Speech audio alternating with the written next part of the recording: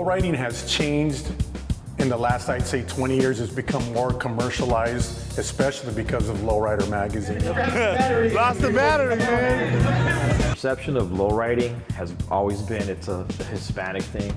It's not a Hispanic thing no more. It's changed. What makes a lowrider different? I'd like to say that lowriders aren't different.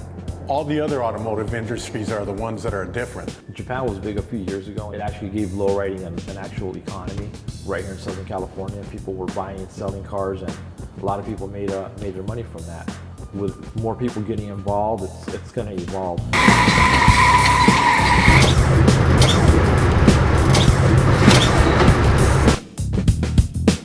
I know everything about hydraulics because I broke down on weekends all the time. There are hazards, anytime you alter your suspension, whether it be airbags or hydraulics, and they are illegal. I mean, if you were to go down the street on some of these cars and you blew a hose, the car's gonna come down to the frame. So where are you gonna steer to? Where are you gonna go? I mean, that frame's gonna dictate where you're headed to. I've seen guys hopping their cars on the freeway, which is the craziest thing. I've hit switches before on a freeway and you kind of lose control of the car. You got guys doing gas hopping their cars, picking up the back on freeways, and that becomes very dangerous. But when you're young, it's not dangerous. It's just all fun. We all do that.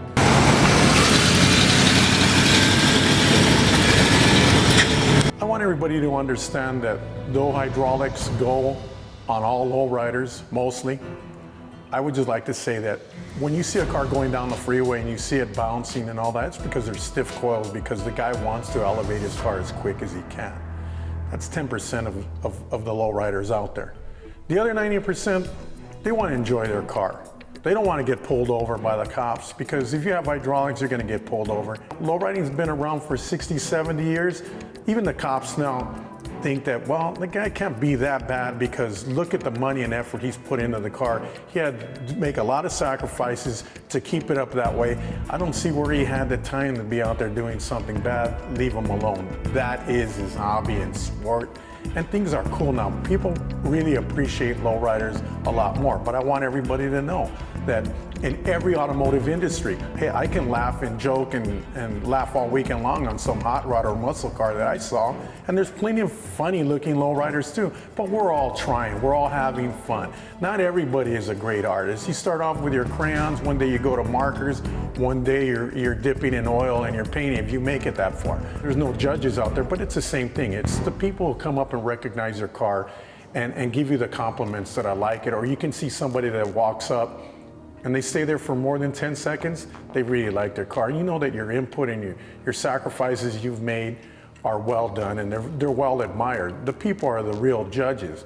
Now, being that there's car shows all over the world, there's nothing like the one that Lowrider has that's in Las Vegas. There's no other place, like I mentioned, the glamour and glitz town, the gambling, the casinos.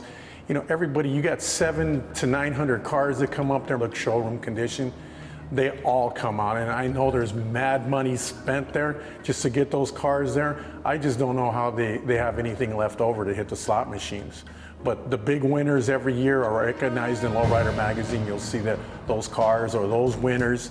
If you've won a couple trophies, you're going to be in Lowrider magazine, even probably, possibly, the front cover.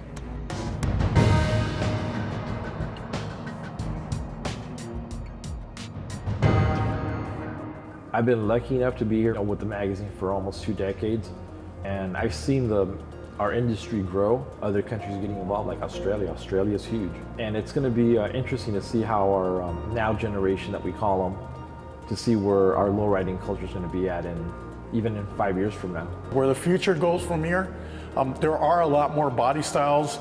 Most of the lowrider styles, it's just like if everybody's living back in the 70s, and that's what makes us a culture, and we don't want to leave that era.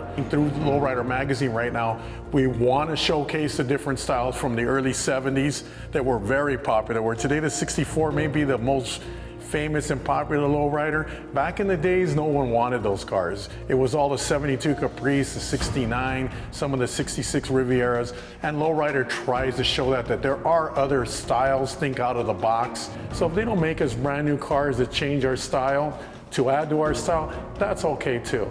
We may be stuck in the past, but That's a good world to be in. Will Lowrider ever die? I've been asked that question 1,000 times, and Lowriders are going to be around. It's a culture, it's a life, it's a tradition full of generations and love for the automobile. It's not going anywhere. As long as there's fuel out there to put in the gas tank, we're going to hit those switches.